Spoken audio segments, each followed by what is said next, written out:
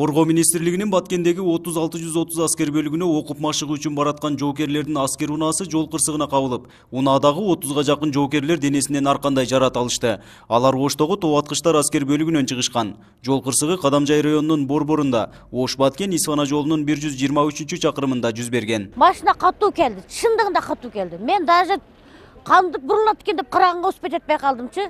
Шунда карап турдум, мен тетияктан көрүнүп турду. Келип туруп, мына тротуарга бир жени менен чыгып туруп, кайра келип берге сайылды. Келип сайылып туруп мындай жыгылды жаны менен. Караса что жаны менен жыгылды, ата көмкөрүлгөндө элдин баары өлөдү. Момент эле жүгүрүп келдик. Келип туруп эле жардам бере баштадык. Скорый жок, эч ким жок. Жакшы эл журт бар экен, келип жардам берип, солдаттарды чыгарып атабыз, машиналарга салып атабыз. Мени чалым жүгүрүп келип шу бечара солдаттар тургузуп, жолоочу машиналарды тосуп, биттелеп көтөрүшүп, ташып берди энди.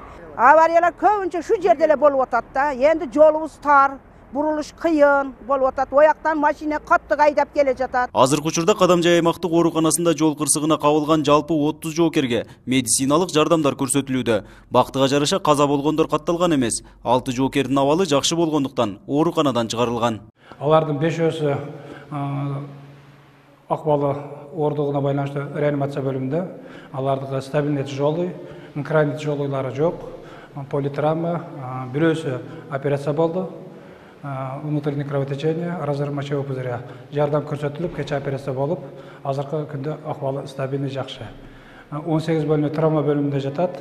Мындай жол кырсыктарын болтурбоо боюнча жергиликтүү тургундар нараазычылык акциясына да чыгышкан. Мында транспорт министрлигинин дарегине сын пикирлер айтылып, Ош-Баткен Исфана жолунун Кадамжай районунан өткөн участкалары талапка жооп бербестиги айтылган. Ал эми автожолдор башкармалыгынын жетекчиси жол кырсыктары жүк ташуучу унаалардын техникалык жактан каралбагандыгында жана айдоочулардын тажрыйбасыздыгында жүз берип жатат деген пикирде. Кырсыктардын негизги себеби болуп эле же автоунаанын техникалык абалы болуп атат.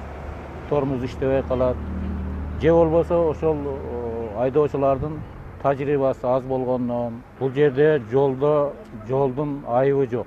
Себеби азыркы биз айтып аткан участка ошол жол курулушундагы нормалардын бардыгына жооп берет. Жыл башынан бери эле Ош-Баткен Исфана жолунун 123-чакырымында 3 жол кырсыгы катталган.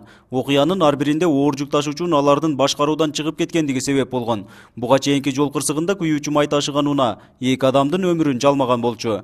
Нургазы Жайнаков, 7 канал Баткен өкүлчүлүгү.